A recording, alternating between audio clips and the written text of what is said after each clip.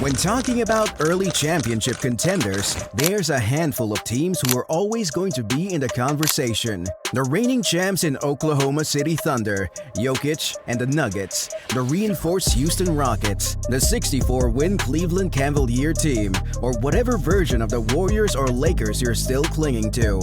But what if we told you that we got it? We know who's winning the 2026 NBA championship, and they might be the most underrated team in the NBA right now, the New York Knicks. You might be wondering, how come they became underrated? What separates them from the powerhouses of the NBA? Ever since Patrick Ewing missed that wide-open layup in a Game 7 of the 1995 playoffs, the franchise has been cursed.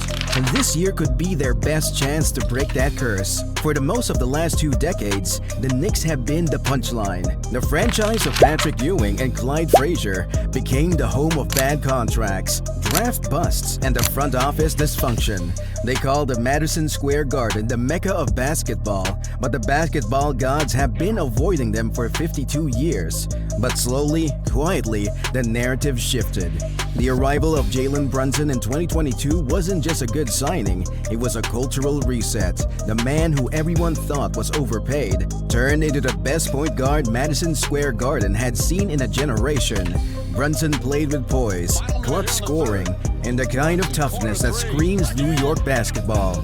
Then came the grinders, Josh Hart, Mikal Bridges, the Villanova Mafia that injected grit, hustle, and unselfishness into a team that desperately needed it. Suddenly, the Knicks weren't just playing basketball, they were playing New York basketball. Shout out to Dante DiVincenzo though, he's one heck of a player.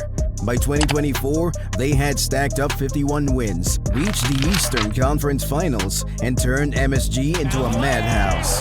And yet entering this season, barely anyone treats the Knicks as a true contender. Most of them don't even see the Knicks winning it all in the East.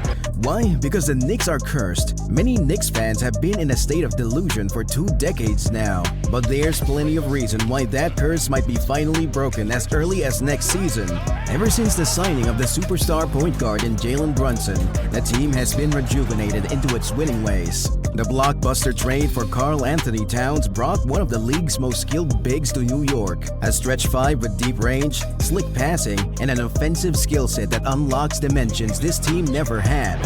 He doesn't need to be the guy anymore.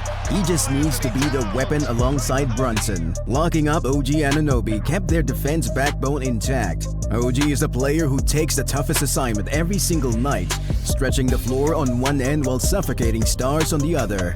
The Knicks also recently took a splash in this free agency and made headlines after the controversial sacking of coach Tim Thibodeau, who just brought the team its first conference finals appearance in 23 years.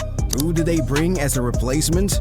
Mike Brown, bringing a different philosophy, less grind, more balance, more ball movement, more adaptability. It's not just about new players, it's about a new identity layered on top of the old one. Then came Malcolm Brogdon, a stabilizer off the bench, a veteran guard who can run the offense when Brunson sits. Add Landry Shamet shooting to spread the floor, and you suddenly have a second unit that can swing playoff games.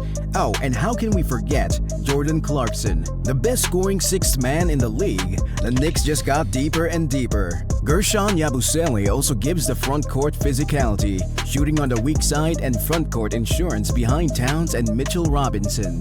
These are not fringe players. In tight playoff games when starters need rest, when matchups favor the bench, these guys are going to matter. Rotations will stay sharp, fatigue will be mitigated, mismatches will be exploited.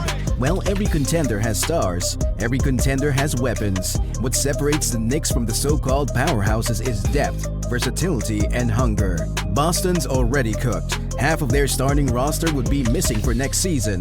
Milwaukee is just Giannis all over again. Philadelphia lives and dies with Embiid, who hasn't exactly been reliable when it matters. Miami runs on culture, but let's be real, without Jimmy Butler, that team ain't going nowhere. And Cleveland, well, a leader like Donovan Mitchell can't even get them past the second round. The Knicks are different. They're built around the collective, around toughness, balance, and a chip on their shoulder. Jalen Brunson is proving he's a superstar. Towns is proving he can win big. OG is proving he's worth every dollar. Brogdon is proving he still matters. Even Mike Brown is proving he belongs on the championship stage. This isn't entitlement. This isn't legacy. This is hunger. And hunger wins in the playoffs. This is for bringing back the championship glory to the mecca of basketball. One of the most vital stories in the next season for the Knicks was how the new head coach Mike Brown will shuffle its players. Brown has shown he adapts, paces, and transforms. Under him, the Knicks offense should flow more freely. The set should adjust to opponent weaknesses. Players should get breathing room. Less predictable lineups. Smarter minute distribution. Even bench players who used to sit idle will get defined roles. The Knicks have been coated in grit and grind, but now they have the chance to be graceful and tough. Unlike Tim Thibodeau's style of playing the likes of Josh Hart for 50 freaking minutes. And remember, Mike Brown led the 2023 Sacramento Kings to have the best offense in the league that season, and he can do it again with this New York squad.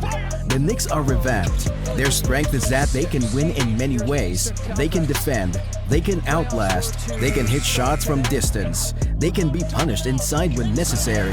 If games 1 or 2 go ugly, they can steal momentum. If games 5 or 6 are tight, they have veterans who've been in those trenches. Their style counters the bigs, stifles the wings, and rattles teams that rely too heavily on one superstar.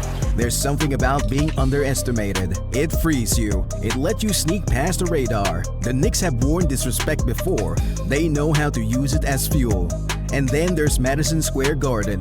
No playoff stage has quite the same aura. In crucial moments, when noise is deafening, when every possession echoes through the arena, MSG is a weapon. For some teams, home court is just familiar. For the Knicks, it's visceral, historical. It turns nerves into steel. In the finals, it's not just who shows up, it's who adjusts. The Knicks can adjust. Brunson's control, Bridges' cuts, Anunoby's defense, Towns at mismatch moments, Hart's energy, all align. In tight fourth quarters, Brogdon, Clarkson, Yabusele swing momentum.